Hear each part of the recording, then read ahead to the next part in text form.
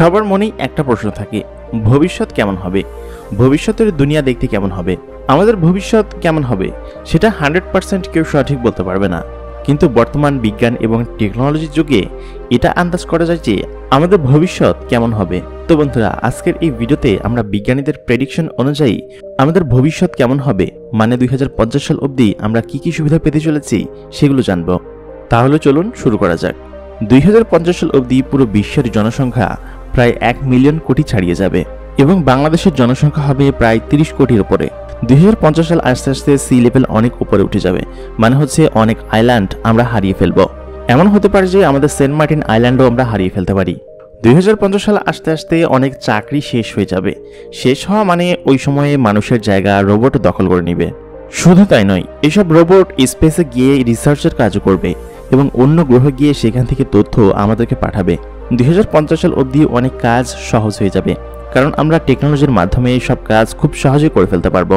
2050 সাল অবধি আমাদের বাংলাদেশে স্মার্ট সিটি তৈরি হবে এবং সেই স্মার্ট সিটিতে বিশ্বের সমস্ত টেকনোলজি থাকবে। ভবিষ্যতে আমাদের মেডিকেল সায়েন্স অনেক বেশি উন্নত হওয়ার কারণে অনেক ধরনের চিকিৎসা আমরা খুব সহজে করে ফেলতে পারবো। 2050 সাল অবধি ক্যান্সারের ঔষধ বের হয়ে যাবে, মানে হচ্ছে তখন আর কেউ ক্যান্সারে আক্রান্ত হয়ে মারা যাবে না, কিন্তু চোখের একটা রোগ বেড়ে যাবে। এই রোগটা হলে অনেক দূরে স্পষ্ট দেখা যাবে না। এটার কারণ হচ্ছে স্মার্ট গ্যাজেট এবং মোবাইল ফোন বেশি মাত্রায় ব্যবহার করা। 2050 সাল আস্তে আস্তে আমাদের সব টেকনোলজি ন্যানো টেকনোলজিতে রূপান্তর হবে, মানে হচ্ছে সব ছোট ছোট তৈরি করবে।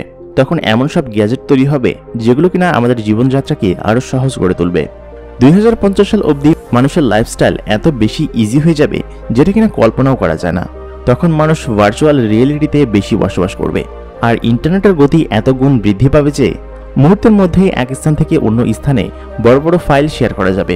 2050 সাল আস্তে আস্তে আমাদের ট্রান্সপোর্টেশন অনেক বেশি উন্নত হয়ে যাবে। তখন ড্রাইভারের প্রয়োজন হবে না, গাড়ি নিজেই আপনাকে ড্রাইভার ছাড়াই গন্তব্যে পৌঁছে দেবে, মানে হচ্ছে অটো ড্রাইভিং কার। এবং এই গাড়িগুলো এত বেশি নিরাপদ হবে যে এই গাড়িগুলো সেন্সরের মাধ্যমে কাজ করবে, যেসব সেন্সর কিনা খুবই হাই কোয়ালিটি এবং উন্নত মানের রেসপন্সিভ সেন্সর।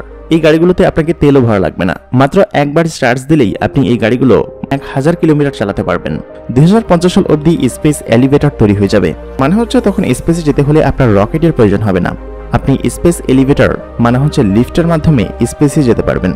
এই টেকনোলজিটি 2035 সালের মধ্যেই পৃথিবীতে আসবে, মানে হচ্ছে তখন আপনি যখন ইচ্ছা তখন স্পেসে গিয়ে স্পেসের মজা নিতে পারবেন। এটা খুবই চমৎকার একটা বিষয়, যেটা কিনা বিজ্ঞান, প্রযুক্তি এবং স্পেস রিসার্চকে আরো অনেক বেশি এগিয়ে নিয়ে যাবে। এগুলো ছাড়াও 2050 সাল অবধি অনেক কিছু পরিবর্তন হবে, যেটা কিনা আমরা শুধুমাত্র আন্দাজ করতে পারি।